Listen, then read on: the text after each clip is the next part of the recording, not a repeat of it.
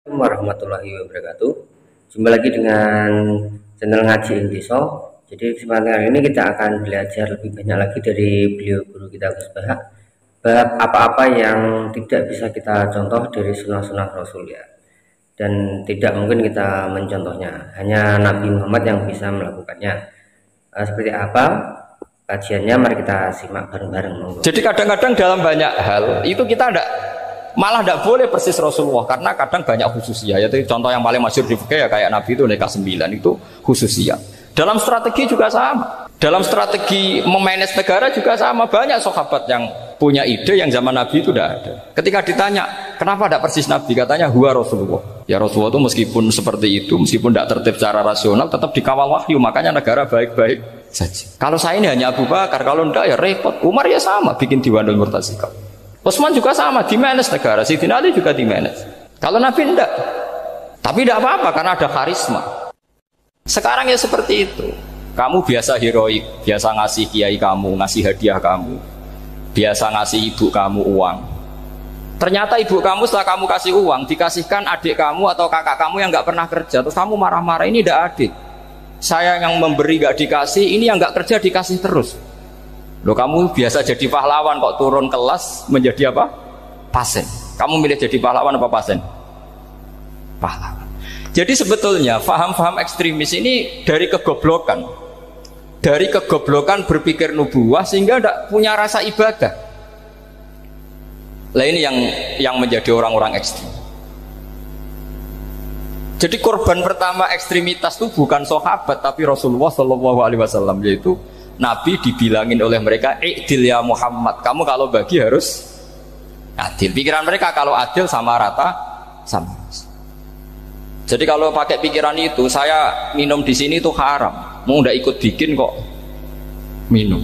Enak tamu, toko-toko mangan, sing masak kangelan urung mangan. Itu jadi edan bareng. Itu sama seperti kasusnya Bahram Al-Majusi itu. Dia itu seorang raja kaya, punya anak cantik. Dipikir-pikir, anakku ayu dirabek nang liya rugi, sing gedhekno aku sing rumah aku dirabi wong liya. Maka dia berpikir mau dinikahi sendiri. Karena tadi melihat Mas Nadif ya orang Kenya tadi, apa Nigeria.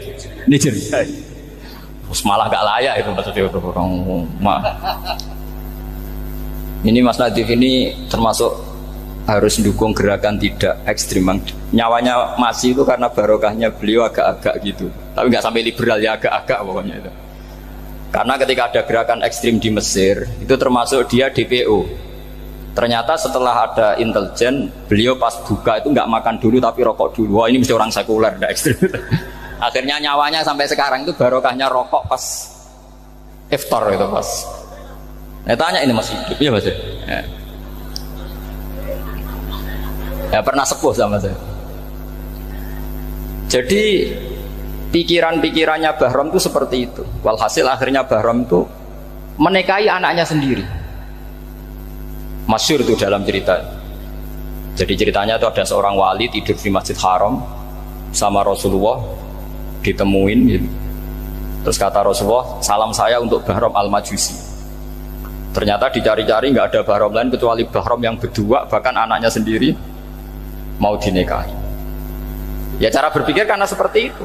Kalau kita berbuat banyak harus dapat banyak. Itu bahaya. Bahaya sekali karena kalau dalam teori beragama itu al-yadul ulya khairum minal yadis sufla. Kalau biasa ngasih ya ngasih saja, itu heroik. Itu bagus. Jangan biasa ngasih sekarang bermental apa? Pasif. Makanya saya itu kalau ngajar di pondok yang dulu pernah saya belajar di situ atau yang pernah sepuh itu dikasih itu bingung karena saya ya masih waras itu, jadi kalau dikasih itu bingung. Tapi banyak juga guru-guru yang dulu ngaji lama setelah ngajar di pondok alma maternya nuntut, itu saya tidak tahu itu sudah ada agak-agak kayak itu tadi.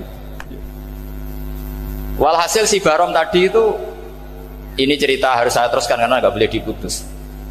Dapat salam dari Rasulullah, ternyata di balik nakalnya dia itu pas mau bulan pertama, malam pertama itu ada seorang janda sepuh ke situ, ganggu dia tentu ya. Ketika dikejar pulang lagi sampai 3 kali. Dia tanya, kenapa Bu kamu begitu? Katanya, saya ini anak-anak saya kelaparan. Kalau saya pulang, anak-anak saya nangis minta makan. Saya ingin minta Anda. Tapi setelah saya ingat Anda ini majusi, saya mukmin, saya mukminah, saya pulang. Ya sudah Bu, kamu di rumah saja. Nanti saya kirimi makan. Dikirimi sendiri, padahal dia seorang raja, orang kaya. Barokahnya itu dia dikasih tobat sama Allah. Dan paginya ketemu tamu yang mengirimkan salam dari Rasulullah SAW. Akhirnya Bahram ini menjadi Muslim. Tapi intinya berpikir seperti tadi itu salah, bahwa kalau saya berjasa banyak harus mendapat apa? Ini cara berpikir orang-orang Khawarij. Begitu juga era Sayyidina Umar, era Sayyidina Utsman, Ali. Itu juga ngalami orang-orang yang ekstrim. Misalnya begini, saya contohkan korban-korban ekstrim yang real. Sayyidina Ali itu masyhur, dia punya musuh besar namanya Muawiyah. Karena permusuhan ini tidak bisa dihindari. Jadi kalau dalam fikih Islam ini anak-anak saya ajari fikih. Kalau orang mukmin membunuh orang mukmin itu hukumnya dosa besar apa kecil? Besar. Itu di bab kisos. Tapi orang fikih itu unik. Di fikih itu ada kitabus siyal namanya. Di takrib ada kitabus siyal. Dan di situ ada penjelasan mangkutila duna malih fahuwa syahid. Orang yang dibunuh karena membela hartanya atau keluarganya, itu dia mati syahid. Kalau dia posisi membunuh, maka malingnya atau penjahatnya muhaddarun damu, nggak punya hak nuntut kisos karena dia anggap nggak ada artinya darah. Nah sekarang begini, suatu saat ada garong ke rumah Anda, ingin membunuh Anda karena ingin mengambil harta Anda. Anda ingin ingat status mukminnya atau status garongnya. Terus kamu mau dibunuh diam aja, saya tidak mau membunuh orang apa? Mukmin atau membunuh orang muslim. Nah, kesulitan yang dialami Sayyidina Ali seperti itu. Orang-orang Khawarij cara berpikir enggak, Ali ku geblek. Wong mukmin kok pengen mateni wong mukmin. Muawiyah yo geblek pisan, wong mukmin kok pengen mateni orang mukmin. Padahal suasana sudah kacau. Ketika seorang penjahat mau membunuh yang punya rumah dan yang punya rumah ingin membunuh penjahat, itu namanya mukmin bentrok sama orang mukmin. Apa orang benar sahibul hak ingin mempertahankan haknya? Tidak sampai saya tanya. Itu sahibul hak, yaitu yang punya rumah ingin mempertahankan haknya. Meskipun dalam duel ini kadang terjadi pembunuhan. Nah di sini ini ya, ulama ahli sunnah menyebut masalah istihadiyah. Kelompoknya Sayyidina Ali mempertahankan nyawanya meskipun dengan cara membunuh pasukan Muawiyah. Pasukan Muawiyah juga mempertahankan nyawanya meskipun harus membunuh pasukan Ali. Zaman itu susahnya istihad seperti itu. Tapi orang Khawarij cara berpikir enggak, ini biang keladi masalah itu Ali sama Muawiyah. Akhirnya mereka malah rapat, ya sudah dua-duanya bunuh saja. Ya masyhur itu, akhirnya Sayyidina Ali dibunuh oleh orang Khawarij. Makanya ini penting ya, pentingnya ngaji seperti ini. Jadi kamu harus dilatih berpikir nubuwah. Ya dilatih berpikir apa? Nubuwah, disebut al-ulama warasatul. Meskipun dengan cara yang ekstrim, tapi pikirannya saja, jangan perilakunya.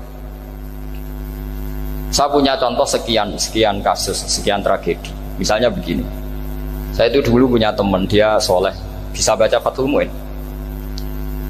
Dia itu janggal, bilang sama saya, Gus, tidak biasanya Rasulullah itu agak-agak nyindir orang fakir. Ini kok ada hadis kadal fakru ayakuna kufur, bahwa kefakiran itu mendekati apa?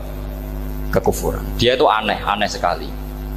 Biasanya tidak biasanya Rasulullah kritik seperti itu. Walhasil ini singkat cerita, anak ini ngalami satu trauma. Dia itu miskin. Gara-gara miskin gitu jadi burunya orang non muslim. Dan sering disuruh nganter majikannya itu ke tempat-tempat lokalisasi. Dia mulai mikir, ini gara-gara fakir saya harus nganter orang ke lokalisasi. Mulai ingat dia, sedekah Rasulullah, ini gara-gara fakir saya jadi pengantar orang ke lokalisasi. Suatu saat majikannya itu benar-benar bangkrut, malah tidak disuruh nganter, pokoknya carikan yang cantik bawa sini. Pusing, waduh. Nah, dia akhirnya walhasil lari terus keluar, terus dia cerita betapa ekstrimnya fakir, sehingga gara-gara fakir saya harus jadi penolong orang yang mau apa mak maksiat. Anda boleh berpikir ekstrim, tapi ekstrim dalam melawan kemungkaran, yaitu tadi, saya nggak boleh jadi fakir, tapi takutnya fakir yang nanti jadi alat kemaksiatan. Imam Ghazali juga punya contoh seperti itu. Imam Ghazali pernah marah besar ketika tren di Baghdad itu orang belajar fikih semua. Hatta la yakuna thamma tabibun illa min ahli dhimmah, kata beliau. Sampai di Baghdad itu tidak ada dokter kecuali orang kafir dhimmah. Akhirnya kalau ada ulama sakit, saya masih ingat pas kecil, kalau ada ulama sakit itu tidak boleh dibawa ke rumah sakit. Takutnya ketemu dokter muslim, non muslim malah disuntik langsung apa? Mati. Akhirnya ulama saat itu berfatwa, orang Islam harus ada yang jadi dokter. Banyaklah gus-gus yang sekolah ke dokter. Yang masyhur seperti Sahal itu, Sahal bin Abdul Fattah. Itu dulu putranya Ki Fatah yang menolong Mbah Mahfud saat sembunyi. Saking idolakannya Basal, anaknya dinamakan Sahal, tapi dia jadi dokter spesialis bedah. Begitu seterusnya urusan negara. Dulu itu orang jabat itu tidak boleh, karena jabat itu dekat dengan syubhat, dekat dengan haram. Tapi gara-gara pejabatnya non muslim, kalau bikin aturan ya ala non muslim. Ulama akhirnya sadar, andikan kita yang jabat pasti tidak seperti itu. Bisa bikin perda ini, bisa bikin pelaturan begini yang menguntungkan Islam. Nah, jadilah banyak pejabat yang sekarang muslim. Tempat-tempat maksiat di obrak-abrik sama Satpol PP macam-macam, kita untung. Tapi kalau orang-orang khawarij pikirannya pokoknya pejabat itu dekat dengan haram, dekat dengan syubhat. Padahal dengan kita jabat bisa bikin perda atau apa yang menguntungkan Islam. Kemudian menjadi masalah baru secara fikih. Ini adik-adik dengerin biar kulino senam fikih. Kalau caleg soleh, misalnya Mas Nadif nyaleng, ini tadi tak guyoni, mau jadi bupati ndak, kalau ya mau usah dukung. Jadi misalnya gini ya, Zaid sama Bakar, misalnya Bakar itu orang soleh, mau jadi calon lurah. Dia tahu kalau dia lurahnya kampung lebih baik. Kalau yang jadi ini Zaid, itu kampung itu rusak karena dia suka dugem, suka macam-macam. Kemudian Zaid ini pasti jadi karena beli suara. Misalnya per kepala itu dibeli 50.000. Bakar ini kalau nggak beli suara kalah. Padahal dengan kalahnya Bakar artinya kemenangan kemungkaran. Itu zaman era Fathul Mu'in, muridnya Ibnu Hajar Al-Hitami. Ibnu Hajar muridnya Abu Zakaria Al-Ansari itu fatwa. Yang soleh ini wajib beli suara, bukan boleh, wajib beli suara. Tapi ini namanya tidak nyuap, perlu dicatat, ini namanya tidak nyuap. Jadi tidak bisa kamu kaitkan misalnya ar-rosi wal murtasi finnar. Yang nyuap maupun yang menerima suap adalah sama-sama di neraka. Tidak bisa seperti itu, karena logikanya dibalik. Sekarang Bakar ini beli suara itu untuk membeli kebenaran, untuk mengawal kebenaran. Zaid beli suara untuk menopang kebatilan. Berarti namanya Bakar ini penyuap atau pembeli kebenaran? Pembeli kebenaran. Ya, harus dibedakan. Nah, ini pentingnya ulama. Memang nyatanya seperti itu. Yang dikatakan nyuap, riswah, itu adalah membayar uang li'ibtolil haqqi, untuk membatalkan kebenaran atau membenarkan kebatilan, itu namanya nyuap. Tapi kalau mengeluarkan uang untuk menghakkan barang hak dan membatalkan barang batil, itu namanya uang perjuangan. Nah, ini pentingnya mikir. Jadi ulama itu mulai dulu sudah berhati. Nah, sekarang sudah banyak orang-orang khusyuk yang biasa di masjid itu khusyuk. Kalau ditanya zaman akhir rusak kabeh, wong soleh-soleh wis nyuap. Kalau orang soleh ini tidak nyuap ya tidak jadi. Kalau nggak jadi mereka nggak ada yang jadi DPR, nggak ada partai Islam, habis malah Indonesia. Saya itu punya kenalan banyak pakar-pakar di Jakarta, itu cerita saya, Pak Bahak. Indonesia itu solusinya gampang. Kita ini punya Bali, punya Batam. Itu kalau Bali dimakaukan, Batam dikayakan Hollywood. Amerika kaya itu bukan karena hebat, pornografi dijual, tinju di Nevada itu dijual, di Las Vegas dijual, apa saja dijual. Kok tidak kaya itu gimana? Sementara Indonesia mau aur-auran gitu, sungkan partai Islam. Sebenarnya Indonesia gampang, kalau ingin kaya Bali itu dikayakan Hollywood atau dikalahkan Makau jadi kota judi, Batam dijadikan kayak Las Vegas. Itu transaksinya pasti triliunan. Orang gamane wong muda dijual, judi dijual, orang tinju dijual. Tapi gara-gara ada partai Islam, nyari rumus solusi ekonomi itu yang tidak seperti itu. Akhirnya kangelan. Ya, akhirnya rapati suka. Tapi barokah tetap barokah partai apa? Yang menangnya caleg-calegnya rata-rata ya beli. Kalau tidak beli habis. Saya bukan menghalalkan nyuap, enggak. Kalau nyuap tetap haram ila yaumil qiyamah. Tapi kalau suratul masalah seperti ini kamu mengatakan suap, itu beda. Ini suratul masalah yang tidak ada kaitannya dengan suap. Asal lawannya batil ya. Kecuali lawannya sama-sama hak. Dua calon di kampung itu soleh sama soleh. Ini yang soleh bayar nggak boleh karena siapapun yang jadi soleh itu tidak boleh. Makanya kalau cari musuh yang dolim biar halal ya. Iya, saya pernah ditanya seorang dosen, Gus, saya ini kalau baca sejarah perang Badar atau perang Uhud, yang saya tidak nerima itu satu. Kenapa setiap ghanimah harta orang kafir dan istrinya orang kafir kok disita orang Islam, dan yang perempuan jadi amat, kemudian juga digauli orang Islam, yang hartanya orang kafir juga jadi asetnya orang Islam, kok kayak garong? Dia tanya seperti itu sama saya. Terus saya jawab, kalau sampean ada garong dan kemudian bawa senpi, senjata api, kemudian garong Anda, penjahat Anda lumpuhkan, ya senpi itu harus Anda kembalikan. Monggo penjahat ini kagungan jenengan beto wangsul, karena ada milik Anda, harus dikembalikan. Wah, tidak bisa Bapak, kalau saya kembalikan pasti dipakai jahat lagi, dipakai kriminal lagi. Ya sama, kalau asetnya orang kafir dikembalikan ke orang kafir akan menjadi aset kekafiran lagi untuk menghancurkan kita. Nah, perempuan juga sama. Perempuan itu alat produksi. Jika perempuan tadi dikembalikan ke orang kafir, maka kamu menolong populasi orang kafir. Ya seperti itu. Paham ya?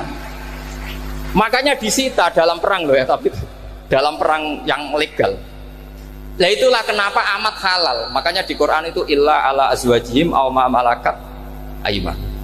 Paling enggak itu masih ada ulama atau pemikir atau ustadz siapa saja yang bisa memahami logika apa? Islam.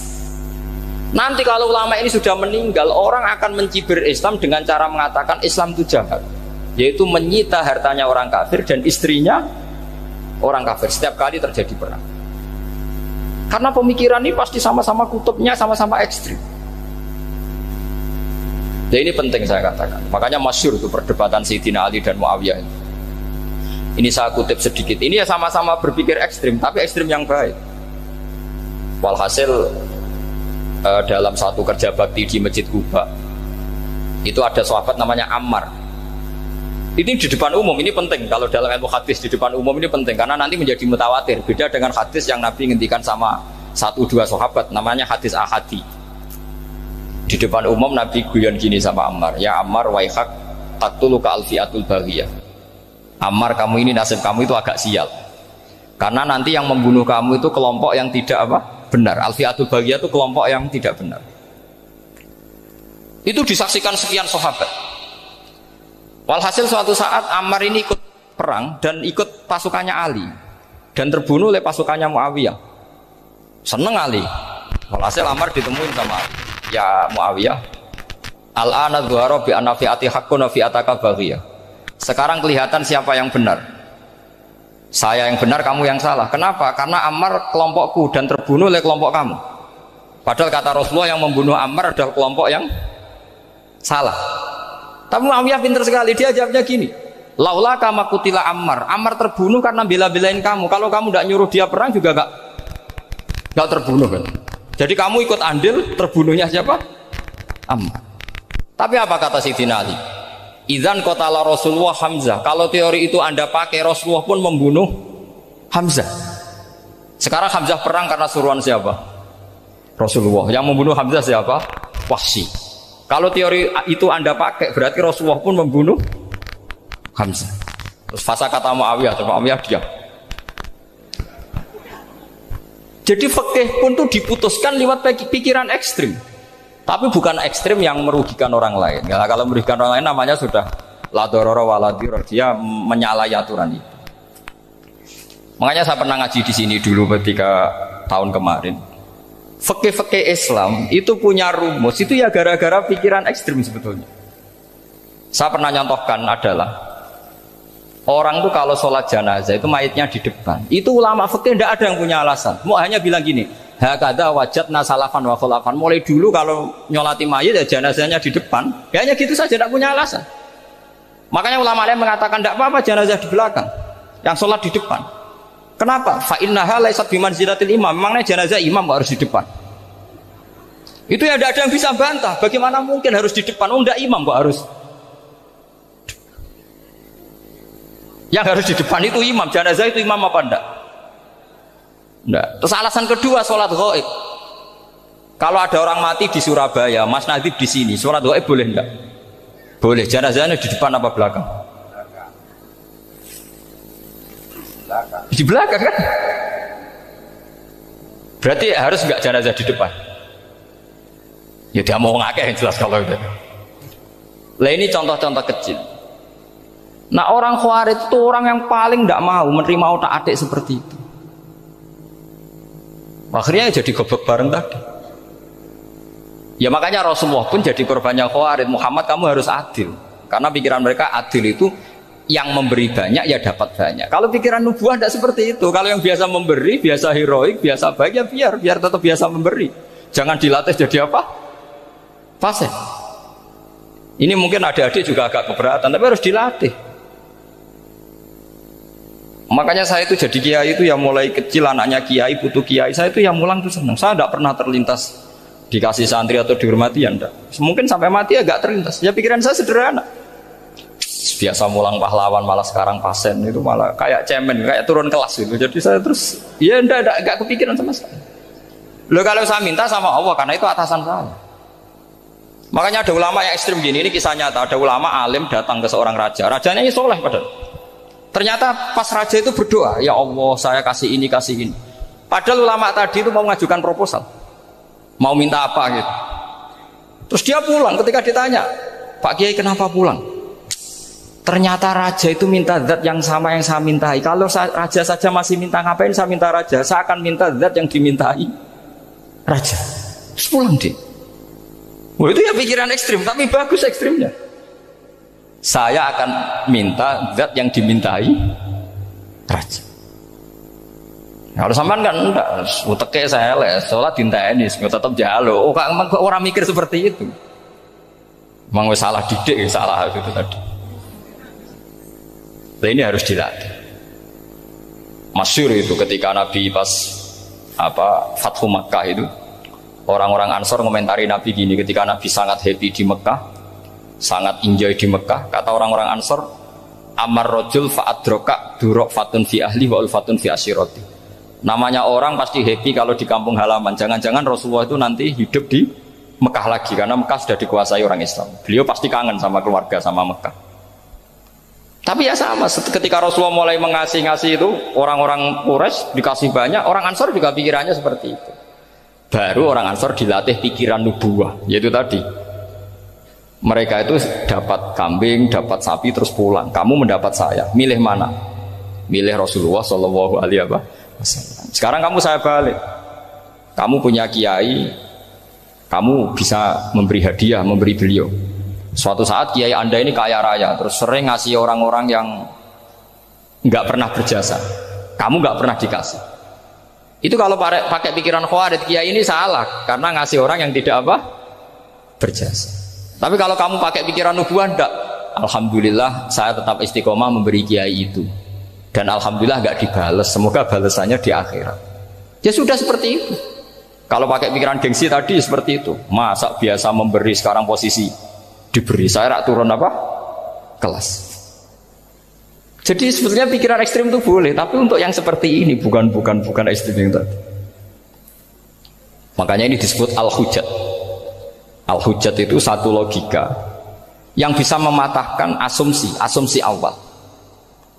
Ini saya harap santri-santri matolek putra maupun putri berpikir seperti ini, sehingga sama. Jadi misalnya sekarang dibalik, kalau ada orang NTT yang masih non muslim, itu orang kafir yang harus dibunuh atau orang kafir yang harus didakwai. Mesti pikirannya itu kalau Nabi itu ya semua yang didakwai Nabi dulu orang kafir.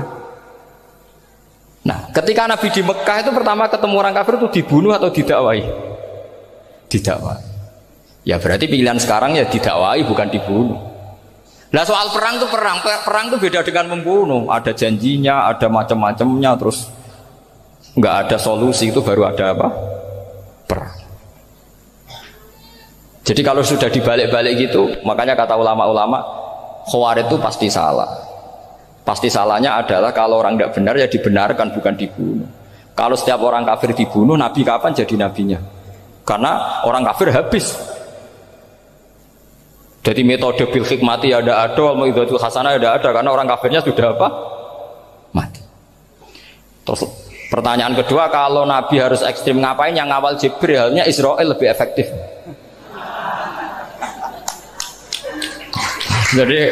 Jadi kalau sama-sama ingin ekstrim, Nabi itu nggak usah dikawal Jibril, kan tidak efektif kan? Harusnya yang ngawal itu siapa? Israel. Kan nggak repot ya. Nah, jadi saya mohon ini saya cerita. Jadi korban pikiran ekstrim itu bukan siapa-siapa. Pertama itu Rasulullah. Akhirnya Rasulullah menjelaskan, ya beginilah cara berpikir nubuwah. Jadi saya kira demikian. Nanti mungkin kalau ada tanya-tanya, ada pertanyaan. Yang jelas kalau seputar ekstremitas itu bisa latihan. Ya, sebenarnya bisa latihan di fikih. Karena fikih ini cerminan dari pikiran ulama. Ya, cerminan dari pikiran apa? Ulama yang tidak tekstual. Ya, seperti gini ya. Tasaddaqa Rasulullah so'an min tamrin au so'an min aqidin. Ketika zakat fitrah itu Rasulullah mengeluarkan satu sok tamar. Tamar itu kurma. Kalau menurut tekstual berarti zakat fitrah harus pakai kurma. Tapi semua ulama sedunia mengatakan kuti ahlil balad. Artinya dalam konteks Indonesia ya pakai apa? Beras. Berarti kata tamar diganti kot. Diganti apa? Kot. Jadi orang itu jangan diajak goblok bareng. Masa Nabi ngendikan tamar harus apa? Tamar. Makanya saya pernah debat. Pak Nabi itu cingkrang. Kenapa orang-orang itu rata-rata tidak cingkrang? Saya bilang, Nabi itu hidupnya di Mekah. Kenapa Anda hidup di Indonesia? Iya, Nabi itu hidupnya di Mekah. Terus saya tanya lagi, Nabi itu hafal Quran, kamu udah hafal? Saya hafal Quran. Kalau cingkrang gampang, karek ngetok kata saya. Ya, kalau ada sunnah Rasul, Nabi hafal Quran enggak? Hafal kan? Berarti kalau ikut sunnah Rasul, hafal Quran. Jangan cingkrak tok, ya hafal apa? Ya sama poligami juga gitu yang tadi diceritakan Mas Natif itu. Nabi itu poligami setelah Khadijah meninggal. Apa mereka mau nunggu istri pertama meninggal? Kalau ingin persis nunggu istri pertama meninggal. Iya.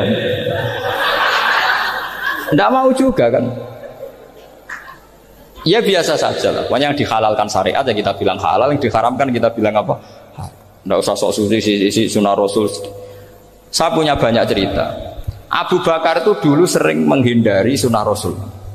Dulu Rasulullah itu kalau ada orang minta ya dikasih. Ketika era Abu Bakar bikin Baitul Mal. Ketika ditanya ini zaman Rasulullah tidak ada. Kata Abu Bakar, huwa Rasulullah. Beliau itu Rasulullah. Mau nggak dimanage ya negara tertib. Umar bikin pasukan itu diangkat negara. Kalau dulu zaman Nabi yang ikut perang bahaya, yang tidak perang namanya munafik. Era Umar tidak, militer itu ditunjuk. Dia digaji pakai Diwanul Murtaziqah. Ketika ditanya kenapa tidak kayak Rasulullah, huwa Rasulullah, mau tidak tertib pun tetap negara stabil. Karena ada karismanya. Jadi kadang-kadang dalam banyak hal itu kita malah tidak boleh persis Rasulullah, karena kadang banyak khususiyah. Yaitu contoh yang paling masyhur di fikih ya kayak Nabi itu nikah 9 itu khususiyah. Dalam strategi juga sama. Dalam strategi memanage negara juga sama. Banyak sahabat yang punya ide yang zaman Nabi itu tidak ada. Ketika ditanya, kenapa tidak persis Nabi? Katanya, huwa Rasulullah. Ya Rasulullah itu meskipun seperti itu, meskipun tidak tertib secara rasional, tetap dikawal wahyu. Makanya negara baik-baik saja. Kalau saya ini hanya Abu Bakar, kalau tidak ya repot. Umar ya sama, bikin Diwanul Murtaziqah. Utsman juga sama, di-manage negara. Sayyidina Ali juga di-manage. Kalau Nabi tidak. Tapi tidak apa-apa, karena ada karisma. Sampai tak cerita nih, masalah zakat yang masyhur. Orang paling bakhil sekalipun, paling kikir sekalipun itu zaman Rasulullah bayar zakat. Karena pikirannya setelah zakat dikasihkan, Rasulullah mendoakan. Khudh min amwalihim shadaqatan tutahhiruhum wa tuzakkihim biha wa sholli alaihim inna sholataka sakanul lahum. Era Abu Bakar enggak. Sorry ya Abu Bakar, dulu kita zakat sama Rasulullah karena didoakan beliau. Kamu hanya Abu Bakar, saya tidak mau zakat. Ya sama lah seperti orang dipimpin ulama-ulama karismatik. Orang dipimpin badola itu tidak usah metai, santri sudah nurut. Dipimpin sama nazif, gak bikin pelaturan, habis pondok.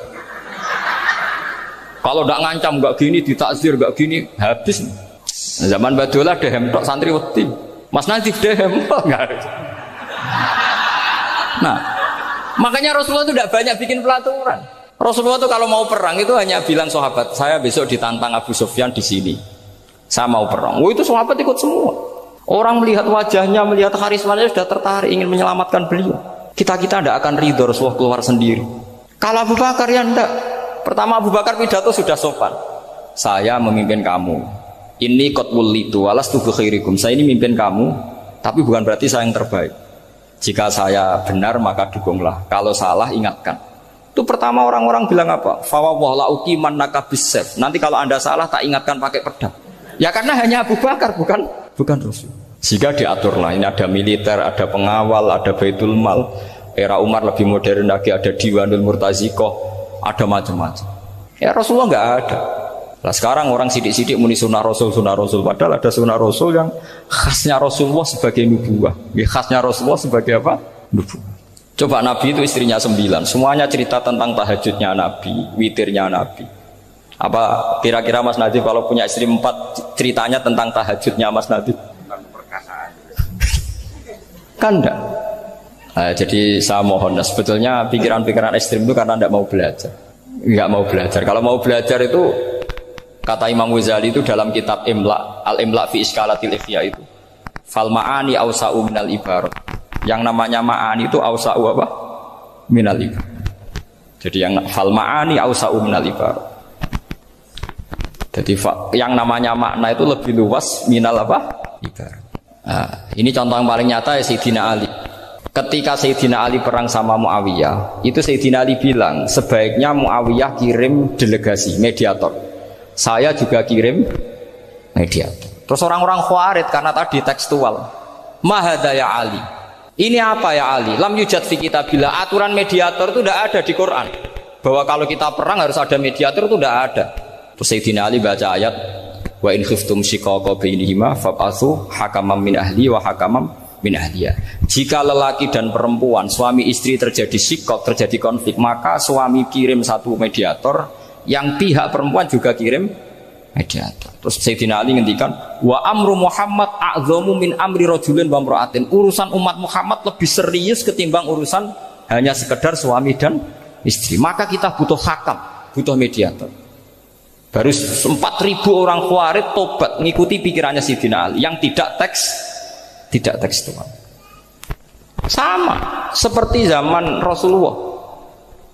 Ketika Rasulullah mau perang Badar, saya ini mau perang Badar kata Rasulullah. Musuh saya itu 1.000 lebih. Kalian hanya 313. Apa kita teruskan?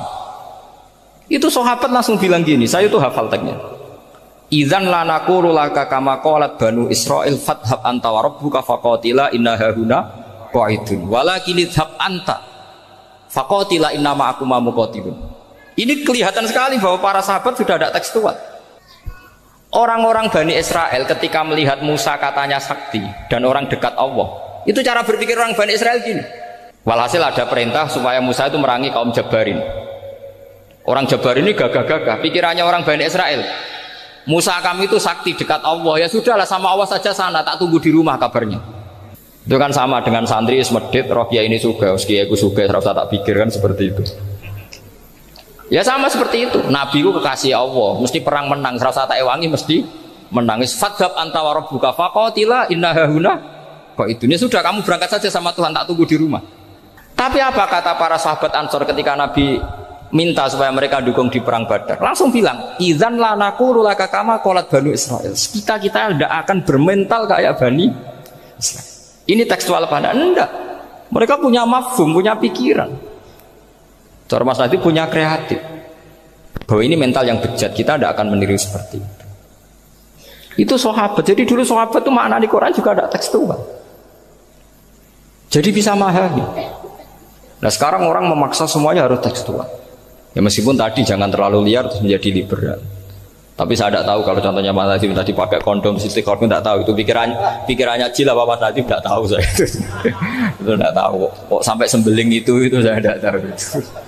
Kok lagi juga kalau tidak bisa nyontohkan yang di luar itu, saya itu ya tidak tahu. Mulai dulu ilmunya seperti itu terus gitu. Ya tidak tahu lagi. Jadi mulai dulu zaman Nabi pun itu sudah ada pikiran-pikiran seperti itu. Jadi tekstual atau harfiah itu ya enggak. Nyatanya sahabat langsung bilang idzan lanaqulu laka kama qalat banu apa? Isra. Ad-dinu yusrun wala yusyadha hadatina ahadun illa ghalabahu. Yasiru wala tu'assiru basyiru wala tunaffiru. Makanya kowe ora usah sok suci, hidup itu enggak ada pilihan. Misalnya kalau saya ditanya, bina wong fasik itu penting enggak? Penting. Tapi kancanan wong fasik ku haram, mari katut. Kowe kancanan wong fasik ku haram, mari katut fasik. Ti ngembarno wong fasik umat Rasulullah ya haram, umat Nabi kok mbarno. Kancanan yo haram, ngembarno haram. Lah terus piye, Gus? Ya ora piye-piye. Ayo saiki misale kowe ngembarno wong ayu tiba ning dalan, haram to ora? Haram. Terus mbok gendong, haram to. Hidup itu tidak banyak pilihan. Jadi dilema dari guru-guru dilema. Makanya apa ya seperti itu istafti kolbak takokno atimu. Motive nulung iku nulung apa sahabat? Ya sudah seperti nggak ada pilihan. Motivem kancanan wong fasik iku mergo enak kancanan wong fasik. Delok dangdut pantes apa ya pantes. Apa motifmu didik? Ayo rata-rata ke kancanan wong fasik motifmu didik apa enak kancanan wong fasik? Enak. Haram berarti. Ya seperti itu. Memang banyak sesuatu yang apa? Makanya banyak ulama ngendikan banyak perilaku duniawi yang menjadi amal ukhrawi karena niat. Juga sebaliknya banyak perilaku ukhrawi yang akhirnya menjadi duniawi juga karena niat. Makanya niat itu diatur sedemikian rupa. Nah, ini juga sama. Duduk tasahud akhir. Ayo. Duduknya dulu, duduk tasahud baca sholawat. Itu satu paket. Makanya al-at-tasek wal asir wal hadi asar at-tasahud wa qu'uduhu wa sholat ala nabi sallallahu alaihi wasallam. Fatasahudu mengkoti tasahud wa qu'uduhu lan lungguh tasahud. In aqobahuma lamun ana sing maca akibah tapi sami nggih. Lamun mungkasi utawa nyusuli huma ing tasahud lan qu'ud apa salamun salam. Iku ruknani berarti rukun karone. Jadi tasahud yang diakhiri salam itu berstatus rukun. Berarti tasahud awal berstatus sunnat karena tidak diakhiri salam. Jadi nak wonten tiyang traweh kok 4 rakaat langsung salam itu enggak bisa dikatakan batal karena statusnya tasahud awal napa? Sunnat. Yeah. Tapi kalau traweh itu sudah monggo-monggo kalau tarawih itu sudah menjadi alamiah, jadi biasanya ulama berdebatnya begini, ini dengerin ya. Kata tarawih itu alamiah, apa implementasi dari Qiyamul Lail? Ayo jawab. Tarawih itu alamiah, apa implementasi dari Qiyamul Ramadan? Kalau kamu katakan Qiyamul Ramadan, maka ada orang tarawih langsung 4 rakaat tanpa tasahud awal, harus kamu katakan sah karena tasahud awal berstatus sunnat. Tadi kan dikatakan tasahud yang wajib itu yang diakhiri salam, berarti tasahud awal sunnat. Di mana-mana kalau sunnat boleh ditinggalkan. Yeah. Tapi ada ulama yang agak ekstrim mengatakan begini cara berpikir, tarawih itu alamiah. Alamiah artinya yang dikatakan tarawih. Yang dikatakan tarawih adalah sholat 2 rakaat dengan 1 salam. Paham ya? Artinya kalau 4 rakaat dengan 1 salam itu namanya tidak tarawih. Paham ya? Makanya seperti itu tuh ya gak usah diperdebatkan. Seperti gini, sampean kalau sholat witir aku yakin akeh sing batal, cuma pangeran maklumi. Aku yakin akeh sing batal tapi pangeran maklumi. Jadi disahno, kenapa sah? Dimaklumi Allah Subhanahu wa taala jadi. Kamu kalau witir kan 2 rakaat dulu. 2 2 rakaat, setelah itu sekarang pertanyaan saya, ketika 2 rakaat kowe niat tembi wong niate witir kok genep ya kan apa lah pertanyaannya begini, ketika rakaat ini minal witri kemudian orang ini ternyata nggak nerusno sing sak rakaat, itu sah sebagai witir apa sholat biasa? Loh ada nih ya murid temu beling-beling ya modelnya itu mau rasa ya tapi ya apa kagak zaman akhir ya sahabat. Ndak, ketika 2 rakaat itu jenenge sholat witir apa ndak gitu saja pertanyaan. Orang oleh ngeper, jawabnya ngono tok. Ketika 2 rakaat itu witir apa enggak? Tidak. Lah iya lah iya ikut paket witir. Berarti niatnya sampean gini, ya Allah saya sholat 2 rakaat ini paket witir loh Gusti. Makanya shollu sunnatan rakaat ini minal witri. Jadi seperti itu kan bingung kita. Nah sekarang begini, ndak ini latihan fikih karena saya pengajar fikih. Kalau ada orang sholat, ya saya ulang lagi ya. Ada orang misalnya begini, ada orang sholat, terus sarungnya itu pas sampai dengkul, sampai lutut. Kalau dia rukuk pasti jengking pupune ketok. Iku batale ngenteni wis rukuk apa mulai pertama batal? Enggak jawab betul. Apa? Ketika rukuk apa mulai berdiri sudah batal? Ketika rukuk. Awas eling-eling ya. Ndak ini undian berhadiah. Itu di Asbawan Nadhair itu ada pertanyaan gini. Lalu yang dikatakan sholat itu apa? Yang dikatakan sholat adalah satu akwalun wa af'alun muftatahatun bitakbir muhtatamatun. Nah, lalu ketika dia rukuk itu batal. Batal yang batal apanya itu Pak? Wong dia belum berbentuk sholat. Berbentuk sholat itu kan kalau sudah absolut sampai salah. Yang batal itu apanya? Wong sholatnya rong kasil lah. Bingung tuh sampai mesti. Jadi makanya pertanyaannya itu apa ya? Fikih itu kadang ya sudah seperti itu memang angel. Makanya kalau kamu melihat perempuan itu di takrib itu melihat perempuan yang ajnabiyah itu haram kecuali untuk sekian hal, termasuk mulang muamalah. Terus ngopi dia ke muamalah repot. Sekarang pertanyaannya, kamu ngopi demi melihat apa melihat untuk ngopi? Nggak jawab. Lah anak niatnya ngopi, mestinya kan brewok lah ya di ngopi ini kan gitu.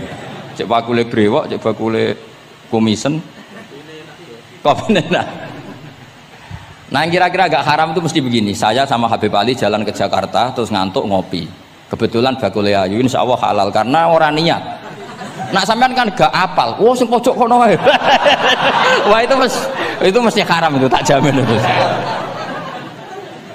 Goblok ngopi kok ning kene ning kono wae. Kalau saya sama Habib Ali enggak. Jadi ya mlaku-mlaku ngantuk ngopi. Kebetulan bakule ayu. Ya terus mungkin wong soleh ya cepet ya ini bahaya ini. Nak pas umat soleh ya gitu. Kalau enggak pas wah cocok ya. Lah mulai ngomong cocok itu masalah kan.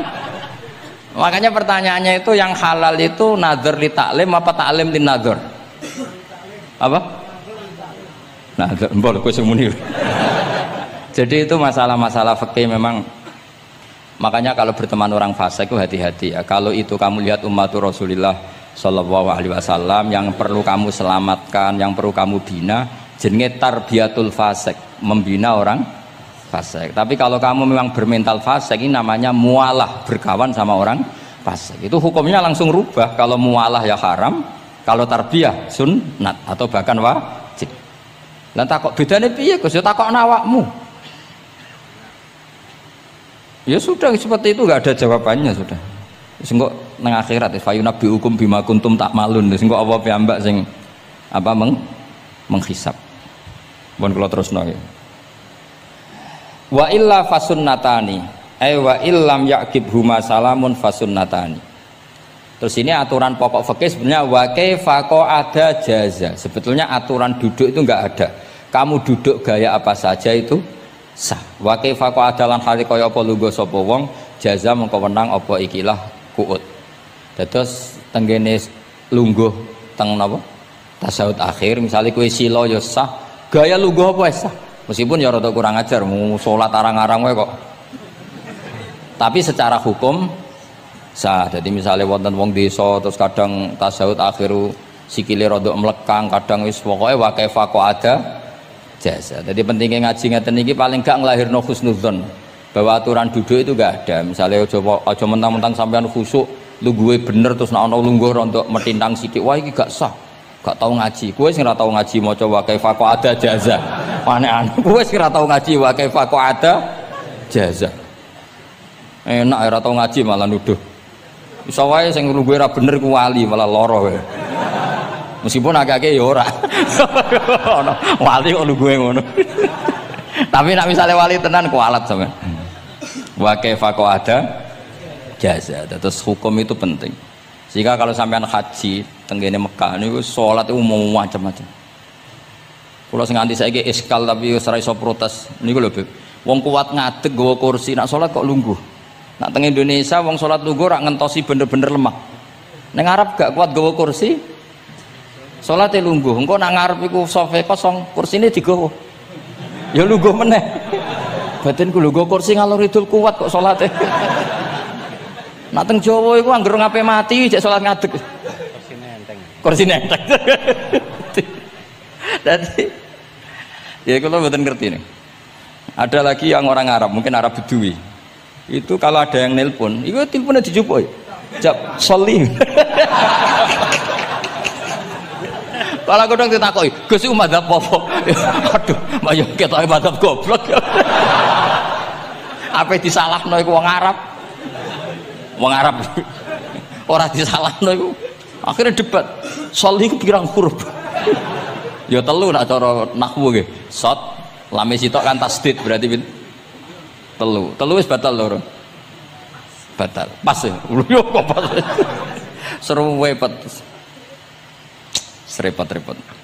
Sementing sampean ngerti ya dados salat iku wa kaifa ada jasa. Dados ngerti ngaten iki niati ben husnudzon mbek umat Rasulullah sallallahu alaihi wasallam. Nek sampean gak ngerti ilmu iku gampang suudzon. Lungguh kok ngono ning dinggon salat tasawuf akhir lungguhe ya ngene. Lah lungguh yang dilakukan Rasulullah itu bayangan ideal, standar ideal tasawuf akhir duduke ya kaya Rasulullah sing ditirakno para ulama sampai guru-guru kita. Tapi ku tetap standar afdhaliyah, standar utama. Tapi sakjane wa kaifa ada jaza. Jadi penting. Sanggep ae ben maring husnudzon. Di misalnya orang tasawuf akhir kok ambek swilo ngono wis. Anggap ojo tuh, aliran nih, ojo ngono sih. Iki bar ngaji Minhajut Thalibin lagi seneng-senengnya praktek ngono. Tapi ya rapati wali mesti wali kok kontroversi aneh-aneh. Cuma umpama ngono, kowe aja langsung darani gak sah. Apa meneh nuduh aliran. Wis biasa wae, tapi aja praktekno nggih. Pokoke umume wong lah ben gak kontroversi. Tapi kalau ngadepi wong liya tetap kita keyakinan wa kaifa ada jasa dengan duduk gaya apa saja sah. Kados sing teng Arab yang gendut lho Beb nak salat kan sikile di slujungno. Mergo jajal tahiyat kados umume tiyang nggih geblek kula nate ora wong gendut nata wetenge kan gak iso. Dadi lungguh sikire bujur. Lah mergo jajal praktekno guling tenan. Nah niku takbire ya wa kaifa ada jasa. Tapi angan-angan ya ora sopan wong sowan pangeran kok ngono iku terus piye? Lah ya Pak ini baru kayak ngaji gitu terus wong niku ben gampang husnudzon ambek umat Rasulullah sallallahu alaihi wasallam. Mergi kita tuh gak mungkin bayangno donya ideal itu ora mungkin. Kok jenengan roh tiyang tawaf ngono semua macam-macam. Coba misalnya mboten enten pendapat Imam Malik sing darani batale wudu nyuwun sewu lamsu maknane jima. Madzhabe Abdul bin Abbas. Lah sampean tawaf ya mesti rasah, mesti kedemek wong wedok. Kedemeke wong ayu-ayu, kadang kowe ya gelem tenan. Lah itu satu-satunya solusi kita intikal napa? Mazhab. Oh, tetep ra iso ora kedemek. Wis aku ora ganteng lah tetep kedemek. Niat khusyuk gitu tetep kedemek. Apa meneh awale wis rapati khusyuk. Lho kula wis wong khusyuke kedemek. Kula nate tawaf pas haji, kula haji tahun 2012 nomor 13. bar tawaf beb niku tok sa'i ku entuk bojone wong ya. Dadi dekne nyangka aku bojone dicekeli pundakku.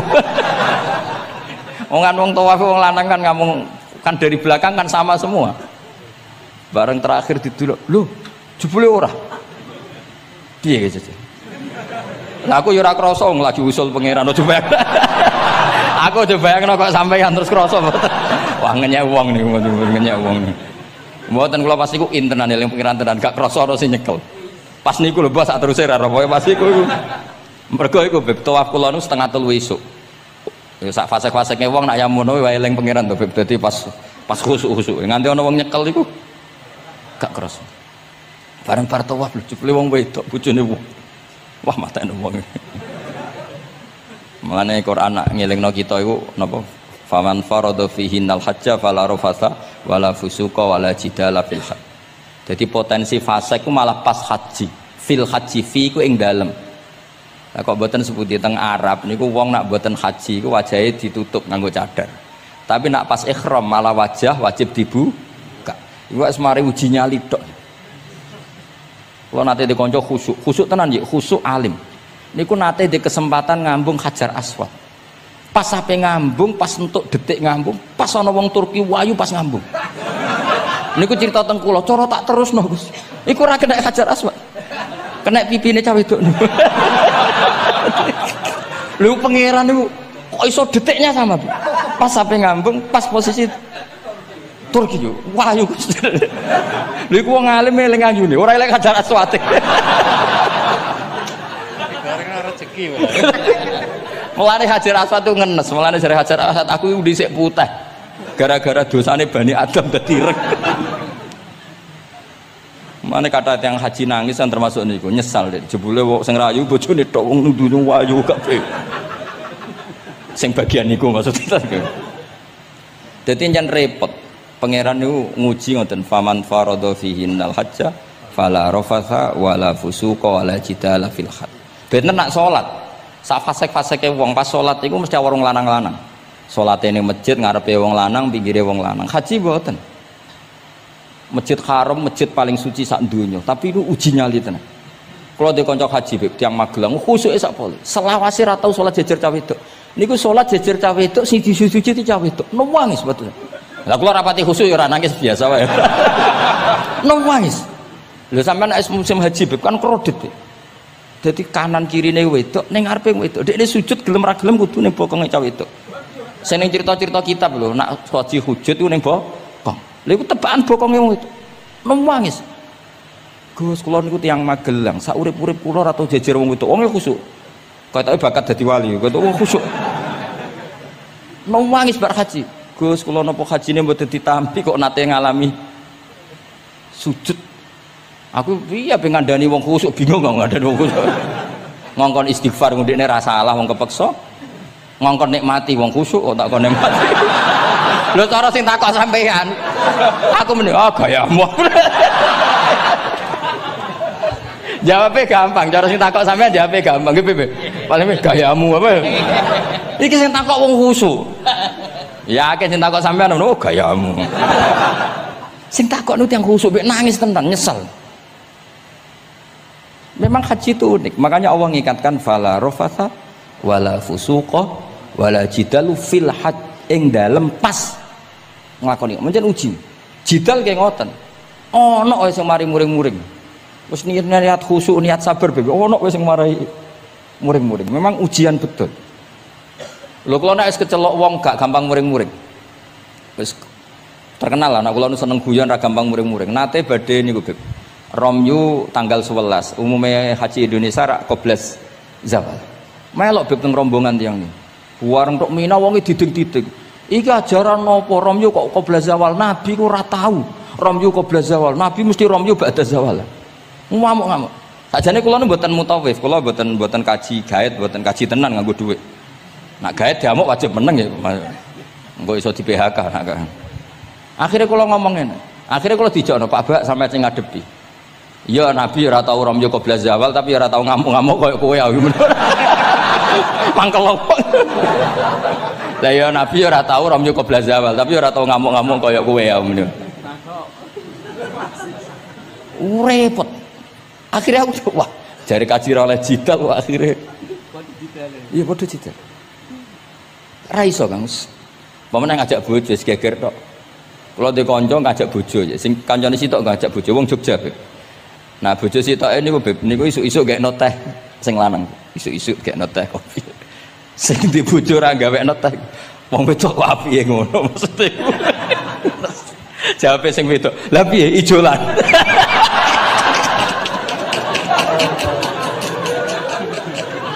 Dadi wong lanang kok kadang spontan kan yo kacau. Cah wedok cek apike mbek bojone. Piye Mas? Ijolan maksudnya. Wis pancen to. Jare amit pas kaji. Ayo sapa sing kaji ora jidal aku ben ora raine. Sing ngene-ngene iki lho. Wong aja ulama aja Habib iku wis gak mlebu kias sing umum-umum ngono. Wes angel-angel. Ono catering terlambat, wah ada saja yang bikin apa? Emosi. Kalau kaji tak rilek-rilek. Tapi ya sono ngono pidato ning Mina ono macam-macam ribet. Itu fil khat. Allah memang dari awal memperingatkan potensi maksiat itu justru fil khat ketika musim haji. Pemene wae perkara dam wis macam-macam. Mun kula terusno sing penting kaidah teng salat wa kaifa qa'ada jaza.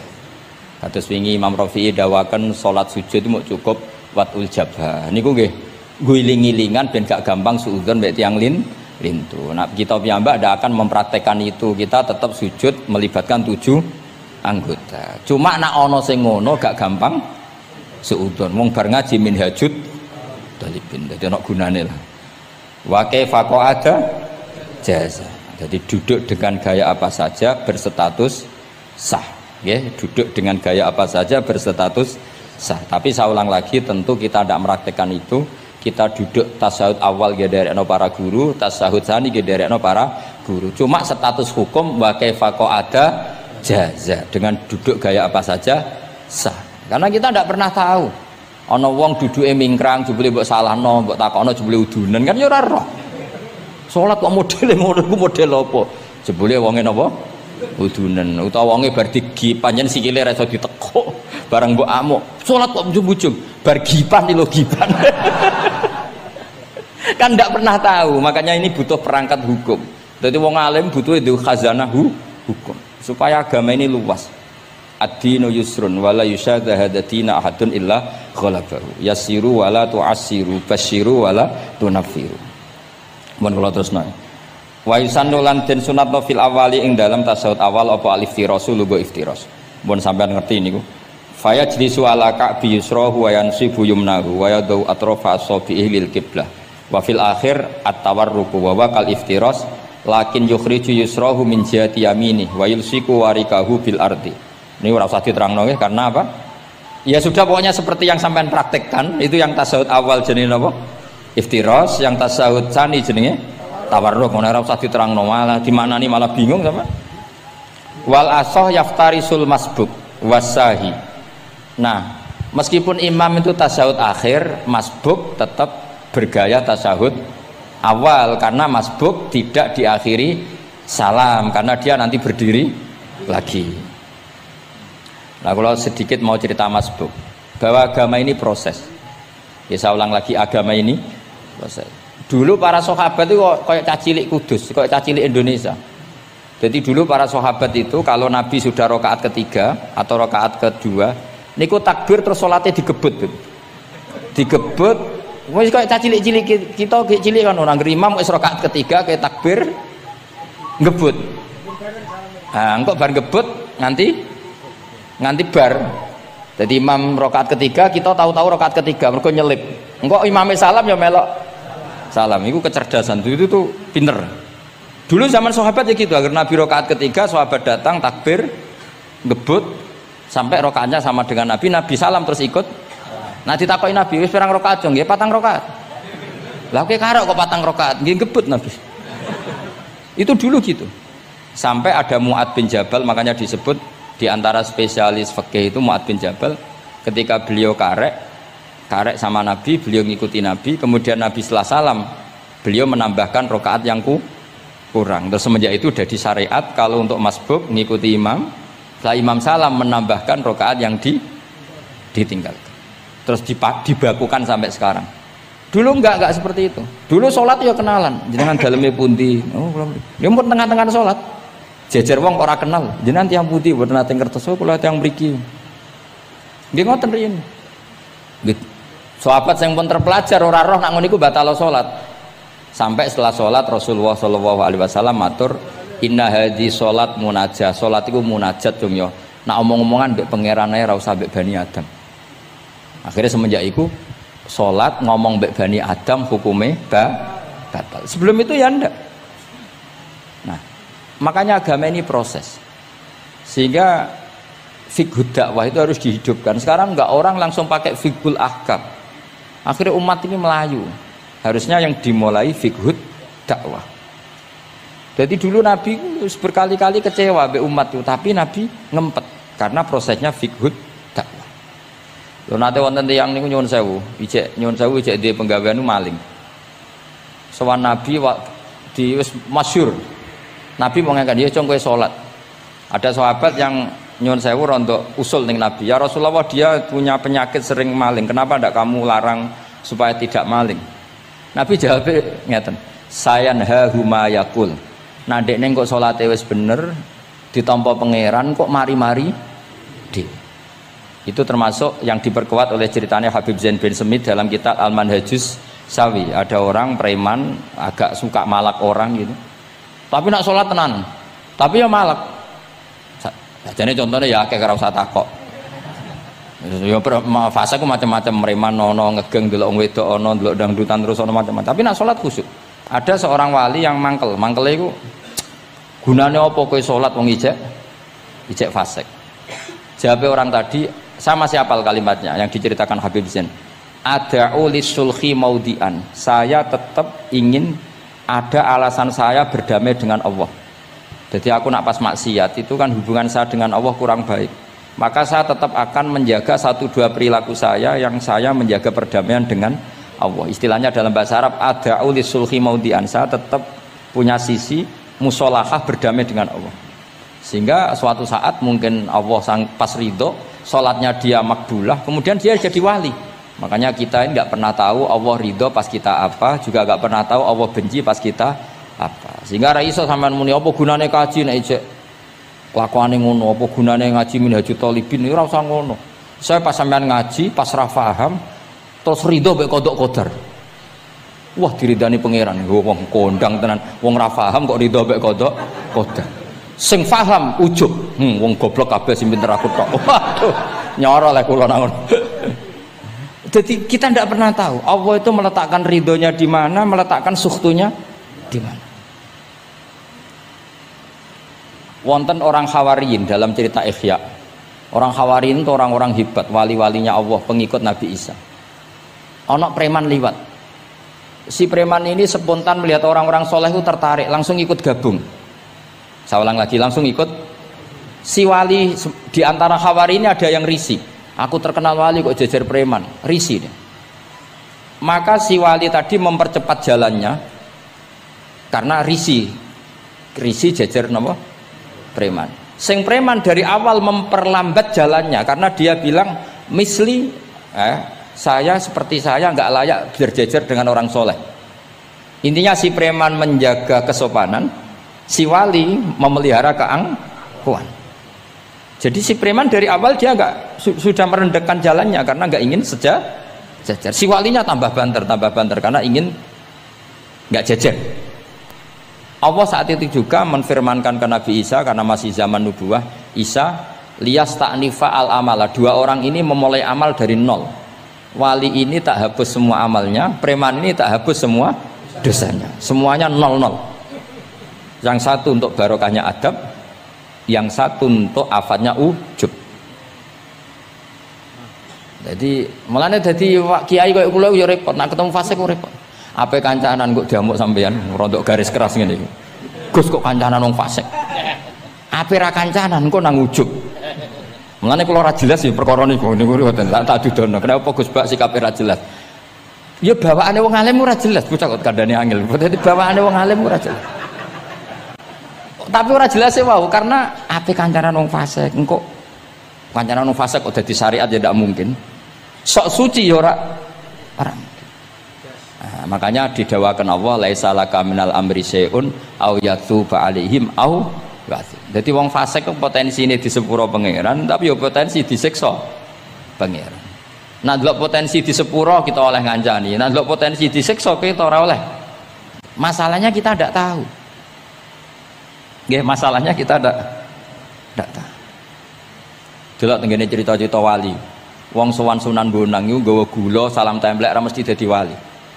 Kalijaga sing kenale lewat begal dadi wali. Kalijaga kenal Sunan Bonang pertama iku mergo napa? Begal. Kenalane wae lewat begal. Tapi malah dadi wali.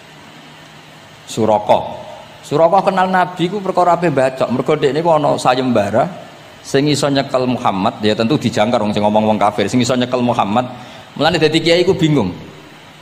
Nak nyeritakno tarikh kok nyebut Rasulullah kan gak mungkin wong kafir kok kiai sayembara sing nyekel Rasulullah sallallahu alaihi wasallam dikei hadiah. Ya mosok wong kafir kok sayembarane muni apa? Sing nyekel Rasulullah sallallahu alaihi wasallam tak kei hadiah. Sing bacok Muhammad Rasulullah sallallahu alaihi wasallam tak kei hadiah kan mboten mungkin wong kafir kok muni ngono. Sing kiai sing bingung sing nyeritakno kiai apa muni? Sing nyekel Muhammad tak kei dhuwit. Muni Muhammad kan sekadung ra kulino wong. Cara sampean dadi kiai ya milih ndi? Nyeritakno omongane wong kafir. Milih. Mulane kula kadang kiai ora di pilihan bahasa. Mergo mulane Imam Suyuti sopan-sopane wong tapi nek muni Iqra ya Muhammad. Mergo iku satu-satunya kesempatan jangkar Kanjeng Nabi. Kan sing dawuh Allah Iqra. Lah mesti Iqra ya Muhammad. Mergo Allah sing dawuh ning Kanjeng. Tapi nek kita ning Kanjeng Nabi kan gak mungkin muni ya Muhammad. Sekamane ana sayembara, sapa sing iso nyekel Muhammad tak kei unta 100. Suraka tertarik ikut. Tapi barokah iku, barokah kesalahan itu malah roh mukjizat Rasulullah sallallahu alaihi wasallam. Ketika ape baca napa? Ambles sampai ping 3. Lah iki awale salah niate yo salah, tapi pangeran ngersakno untuk hidayat. Barokah salah iku roh mukjizat Rasulullah sallallahu alaihi wasallam. Ya ora roh donya iku ora roh. Ana wong saleh sak labah amen jamaah sampai diarani hamamatul masjid. Tapi ceritanya seperti itu akhirnya semalane donga ya muqallibal qulub tsabbit qalbi ala dini. Kita ndak pernah tahu. Ya sudah seperti itu. Paham ya? Tapi ya kita tentu ngikuti syariat wa kullun muyassarun lima khuliqalah. Mohon kula terusno. Qultu al-asah ad-dhammu. Terus sing donga sing diwaca teng tasyahud nggih kula waca bismillahirrahmanirrahim.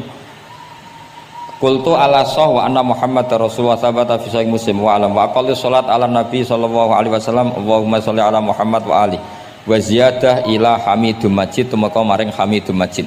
Berarti kados kita napa Allahumma sholli ala sayyidina Muhammad wa ala ali sayyidina Muhammad kama shollaita ala sayyidina Ibrahim wa ala ali sayyidina Ibrahim terus sampai fil alamina innaka Hamidum Majid.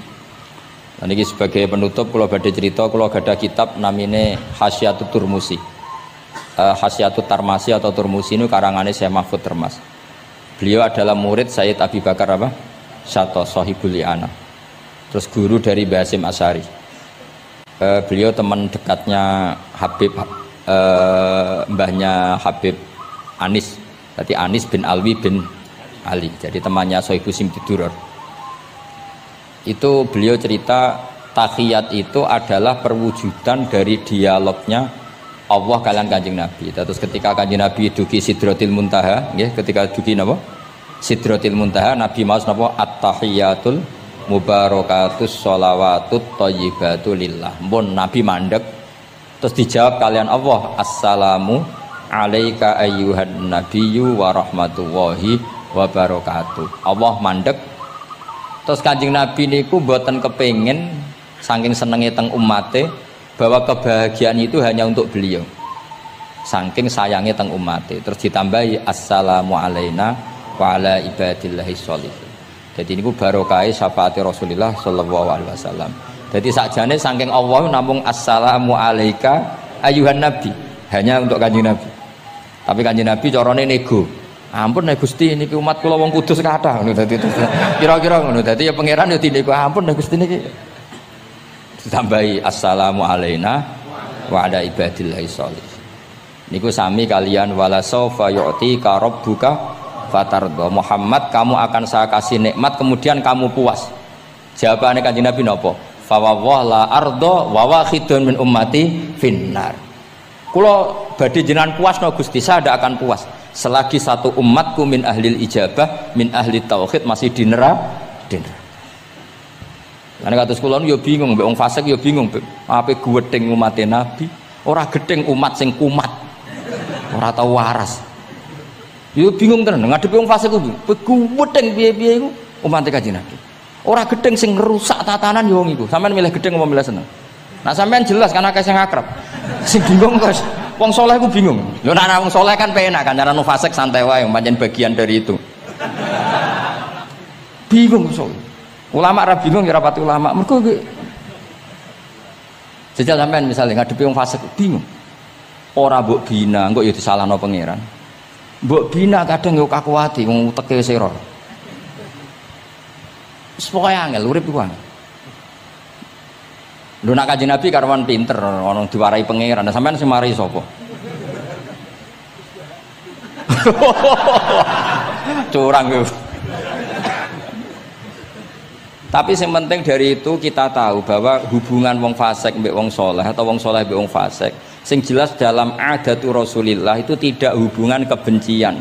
Itu yang sampean harus catat, tidak hubungan kebencian. Wong Nabi sering donga Allahumma hdi qaumi fa innahum la ya'lamun. Bahkan Nabi nate ngendikan syafaati li ahlil kabair min ummati.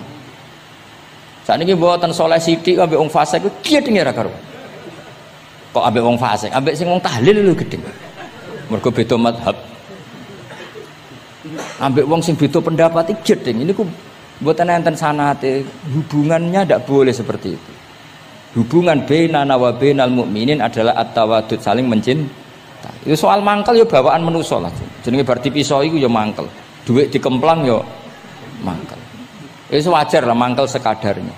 Tapi kita tetap menaruh empati bahwa sosial seperti ini tidak terus-menerus. Bisa saja suatu saat dia soleh sekali, dia menyaur semua uang yang dia bawa, bahkan melipatkan, tapi bukan karena riba, melipatkan kesalahannya menjadi kelipatan kebaikan. Lo kata lo, tiang niku fasik, ketika soleh ku kesolehannya terus over, mergo ngodoi fasik. Sampai kiai ku ya bingung tuh, nak didolani wong mualaf ya. Mergo dekne Islam anyaran ya, terus salat ku qobliyah ba'diyah, tahajud duha. Sampai kiai niku isen mergo wis suwi ra duha ra tahajud. Kiai ana wong fasik tobat ra isen beb rata-rata beb. Isen mboten. Isen biasanya ibadahnya lebih.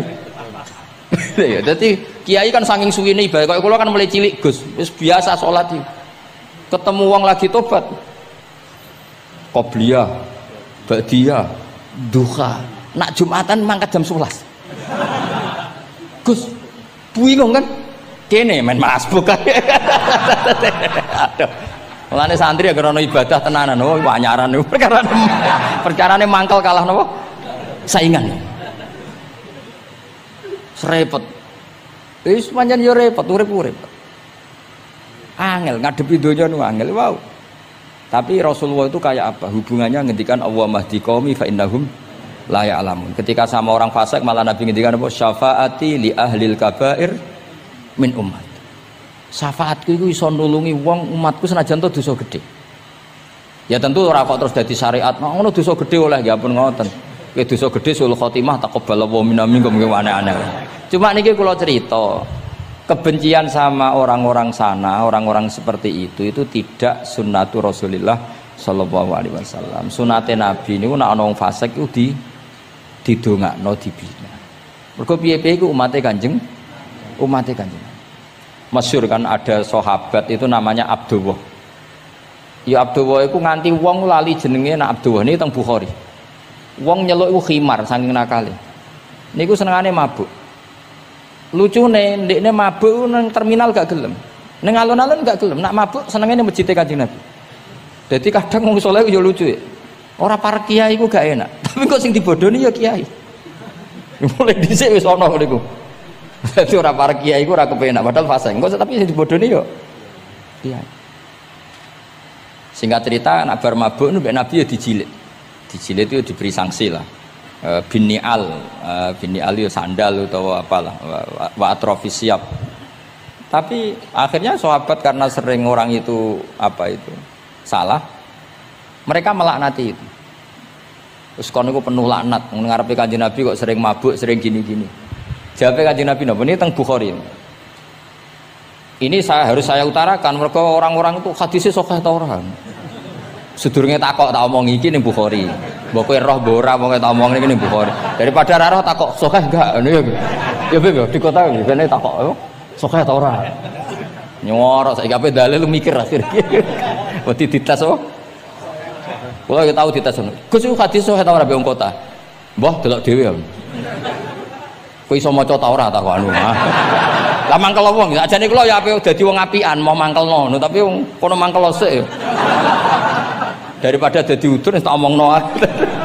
Ngempet nak kesuwen iki jare wong Jawa dadi napa? Udun.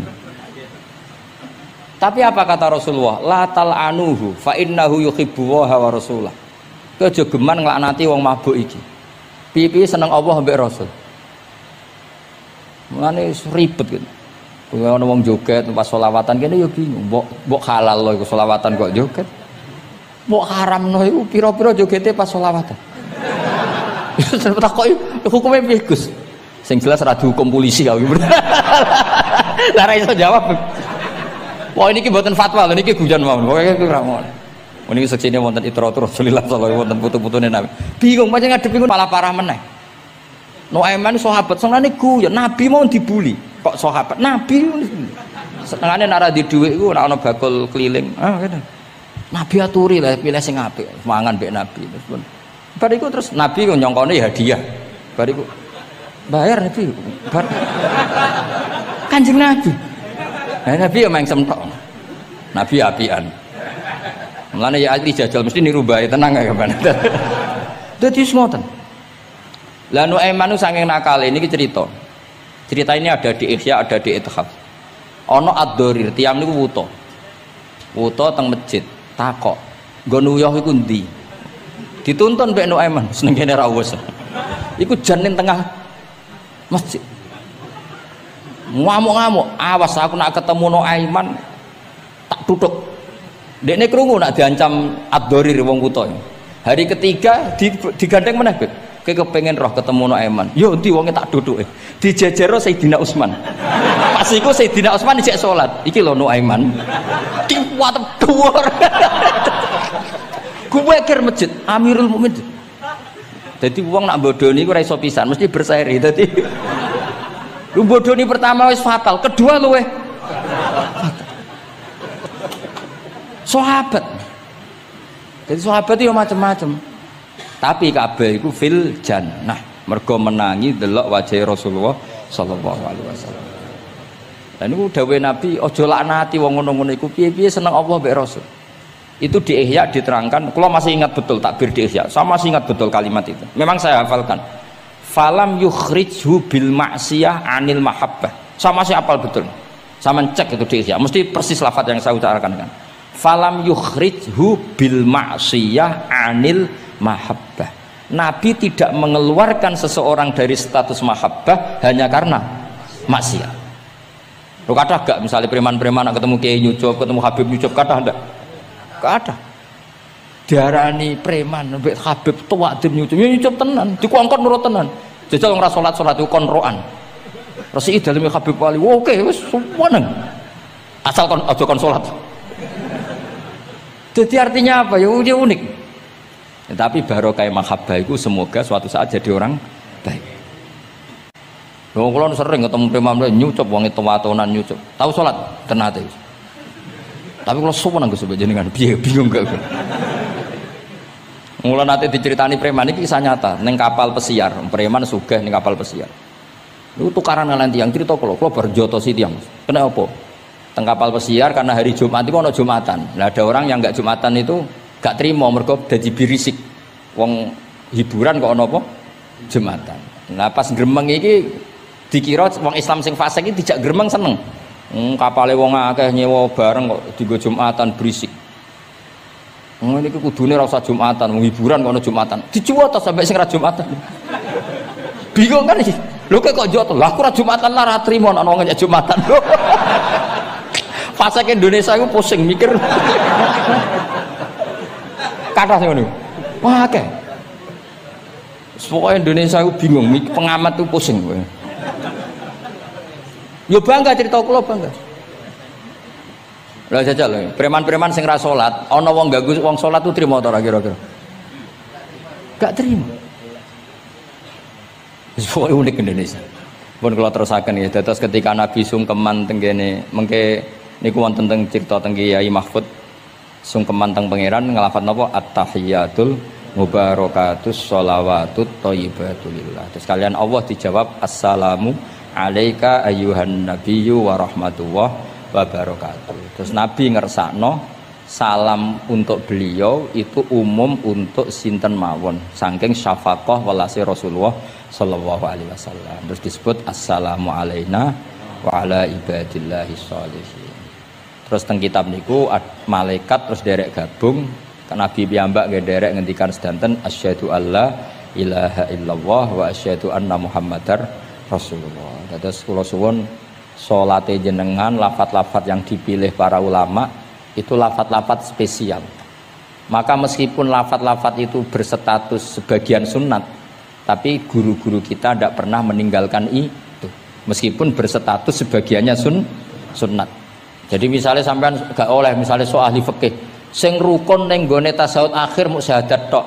Terus bareng lungguh mu asyhadu alla ilaha illallah asyhadu anna muhammad sallallahu Muhammad assalamualaikum yo kenemenan bakhil yo napa takoki lha kok ngono tok liyane kan sunat sing wajib kan tasyahud. Ndak usah seperti itu karena di lafaz-lafaz itu ada lazzatul ibadah, ada lazzatul khitab. Jadi ada kenyamanan ibadah, ada kenyamanan apa? Khitab. Sehingga kita tetap napa? Niroaken napa sing dialami Rasulullah sallallahu alaihi wasallam teng sidratil apa? Muntaha tadi at-tahiyatul mubarakatus sholawatut thayyibatulillah. Terus Allah jawab napa? Assalamu alaika ayyuhan nabiyyu wa rahmatullahi wa barakatuh. Terus Nabi kepengen rahmati Allah niku amat teng sinten mawon. Nah, terus assalamu alaina wa ala ibadillahi sholihin. Mulane kata ulama sing termasuk kula niku melok partai niku.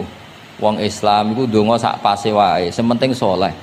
Kok nak saleh kabeh wong sak donya ndongakno kuwe. Assalamu alaina. Saiki ora ndongane tenanan, saleh rapati tenanan. Sakjane sing penting saleh tenanan. Ndonga biasa wae, anggere kowe saleh otomatis wong sak donya ndongakno kuwe. Mergo assalamu alaina wa ala ibadillahis sholihin. Dadi saleh se engko malaikat hamalatul arsy, para nabi, para wali ndongakno kowe. Kowe mlebu wong sholihin. Sholihin watake ora jenenge, maksudnya saiki ora timbang saleh kangelan jenakno sholihin ae kok repot. Kesuwen saleh langsung kesuwen apa? Jenakno napa? Atus kula di kanca Temanggung, muangkel mergo dekne ragus. Nang pondok ora untuk dinyek, nang pondok Gus kan kastanya tinggi.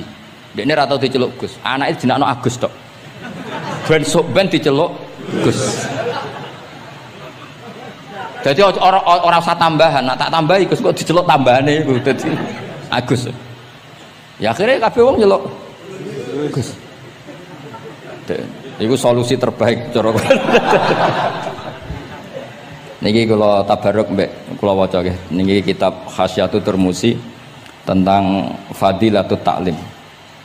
Nggih kula waos mawon. Mergi kitab niki duwete ulama-ulama Jawa kalian para Alawiyin teng Mekah riyen terus adat ulama saling menghormat mbek habaib itu mulai dulu. Jadi mulai dulu itu ya ada benturan antara habaib dengan apa? Ulama. Karena sanad saya misalnya itu mesti selang-seling semua sak dunya. Habib Abdul Al-Haddad kayak gitu ya punya guru ajam ya punya guru habaib. Rata-rata Alawiyin di Yaman gurunya Bafadl. Habib Abdul Qadir Segaf Kutub Jeddah punya guru Barojak. Ya biasa selang-seling kayak Mbah Mun punya guru Habib namanya Sayyid Alawi. Sayyid Alawi sebagian gurunya juga orang ajam. Ya itu biasa mulai dulu ya seperti itu nggak ada masalah. Mulai dulu itu ya sudah seperti itu nggak ada masalah saling apa warahmatullahi. Kula waca ya. Niki halaman mun dirungokno mawon 702. Ruya an Ibnu Abbas radhiyallahu anhuma qala sami'tu Rasulullah sallallahu alaihi wasallam yaqul khairun nasi wa khairu may yamshi ala wajhil ardi al muallimun. Di sebaik-baik manusia dan sebaik orang yang berjalan di atas bumi adalah al muallimun, orang-orang pengajar. Fa innahum kullama khaluqad dinu jaddaduhu. Temriki maknane khuluqa niku wis napa? Ringsek napa cara kudus napa? Wis rada amah niku lho. Kak memet jaddadu ketika agama sudah mulai agak masalah jaddaduhu diperbarui. A'tuhum wala tastajiruhum. Kalau kamu sama orang alim enggak apa-apa ngasih hadiah, tapi jangan kamu sewa. Nah mbok sewa mbok atur dosa tuh, ngatur wong alim itu dosa. Cuma ngembarno ya dosa. Jadi pokoknya a'tuhum wala tastajiruhum. Fa innal muallima idza qala li sabiqul bismillahirrahmanirrahim faqalaha katabawahu bara'atan li sabi wa bara'atan lil muallim wa bara'atan li abawaihi minan nar. Karena seorang guru ketika mengajarkan kepada anak kecil jong lafadzkan bismillahirrahmanirrahim, kemudian anak kecil itu melafatkan bismillah, maka pengajaran seperti ini membebaskan pengajarnya, anak kecil itu dan orang tuanya semuanya dibebaskan Allah dari api neraka. Kenapa demikian? Karena tadi awal anak kecil tahu kalau hidup itu ada hubungannya dengan Al-Khaliq, dengan Allah adalah dengan ritual-ritual kecil gak baca bismillah, bahwa di luar kekuatan kita ada kekuatan Al-Khaliq. Terus kalau terasakan waruya aidan anna ta'limas sighar yudfi'u ghadabal jabbar. Jadi mengajarkan anak-anak kecil itu yudfi'u ghadabal jabbar, bisa memadamkan murkane Allah Subhanahu wa taala. Assalamualaikum warahmatullahi wabarakatuh. Alhamdulillahirabbil alamin. Satu kajian sudah kita simak bersama. Semoga bisa menjadi manfaat buat kita semua. Akhirul kalam, wassalamualaikum warahmatullahi wabarakatuh.